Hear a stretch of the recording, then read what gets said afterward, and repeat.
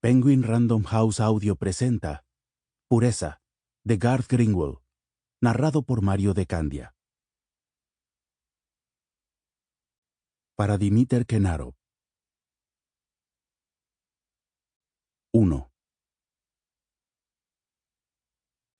Mentor. Habíamos quedado en encontrarnos en la fuente delante del McDonald's de la Plaza Slaveykov.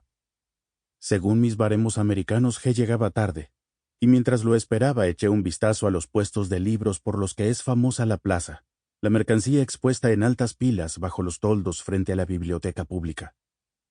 En realidad ya no es una fuente, lleva años cerrada, desde que un verano el cableado defectuoso detuvo el corazón de un hombre que remojó los dedos en el agua fresca. Ahora estábamos en diciembre, aunque el invierno no había llegado a prender todavía. Hacía sol y el tiempo era templado. No resultaba nada desagradable pasar un rato allí y hojear los libros a la venta. G me había llamado la atención desde el comienzo de curso, al principio simplemente porque era guapo, y luego por el carácter especial de la amistad que creía ver entre él y otro chico de la clase, la intensidad con la que G lo buscaba y la intimidad con que los envolvía a ambos. Esa intensidad me resultaba familiar. Un relato de mi propia adolescencia, como lo era el regodeo ambivalente con que el otro chico la recibía, como la inducía y apartaba al mismo tiempo. Me hacía una idea, pues, de lo que hablaríamos, y de por qué la escuela no ofrecía la discreción suficiente para que hablásemos de eso allí, pero aún así tenía curiosidad. No era un alumno con el que tuviese particular confianza, nunca vino a verme excepto cuando tenía clase. No me había hecho nunca ninguna confidencia ni me había buscado, y me preguntaba qué crisis lo traía a mí ahora. Empezaba a estar molesto con los libreros que, percibiendo que era extranjero, no dejaban de dirigirme hacia las pilas de ajados libros de bolsillo americanos, y dado que G seguía sin aparecer, me pregunté si mi tarde sacrificada no acabaría siendo además desperdiciada. Pero entonces apareció a mi lado de pronto, y mi enfado se esfumó al verlo.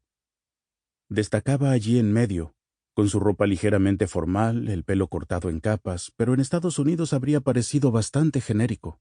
Un chico rico de la costa este con aspiraciones, alumno de una escuela privada cara, aunque tal vez no exactamente eso, sobre todo cuando sonreía demasiado, algo que no hacía casi nunca, y revelaba una hilera inferior de dientes en un desorden que no parecía muy americano. Fue bastante afable al saludarme, pero como siempre tenía un aire reservado, como si estuviese decidiendo si pronunciar o no un juicio que estaba a punto de alcanzar. Me preguntó a dónde podríamos ir para luego desechar todas mis propuestas. Dijo que me iba a llevar a uno de sus sitios favoritos, y luego se puso en marcha, caminando no a mi lado sino delante de mí, evitando la conversación y como dispuesto a negar toda relación conmigo. Yo no era ni mucho menos un recién llegado, llevaba 2 años viviendo en Sofía, pero seguía siendo una especie de diletante de la ciudad, y pronto, a pesar de que el centro es pequeño y no nos habíamos alejado demasiado de Slaveykov y de Graf Ignatiev, la parte que conocía mejor, no tenía ni idea de dónde estábamos. Mi ignorancia no se debía a que no lo intentase. Durante meses, tras mi llegada, venía al centro todas las mañanas que podía, paseaba por las calles mientras la ciudad despertaba y al volver marcaba la ruta en un mapa clavado en la pared. Y aún así, esas mismas calles, incluso poco tiempo después, me resultaban casi por completo desconocidas. No conseguía entender nunca cómo encajaban unas con otras, y solo algún detalle suelto, la talla de una antigua cornisa, una fachada pintada de un modo curioso, me recordaba que había pasado por ahí antes. Mientras caminaba detrás de G, como siempre que estaba con alguien nacido en Sofía, tuve la sensación de que la ciudad se abría, de que el hormigón liso y monolítico de los bloques de apartamentos de estilo soviético daba paso a insospechados patios y cafés y caminos que cruzaban parquecillos descuidados. Al entrar en estos espacios más tranquilos y menos concurridos que los bulevares, G relajó el paso, lo que me permitió ponerme a su lado, y seguimos caminando de un modo algo más amigable, aunque todavía sin hablar.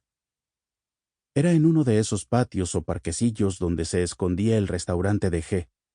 Estaba situado en una planta subterránea, y mientras nos acercábamos a la puerta que nos conduciría abajo, reparé en una tienda cercana, un anticuario, con los escaparates abarrotados de iconos. Cirilio y Metodio, una María Sample complete. Ready to continue?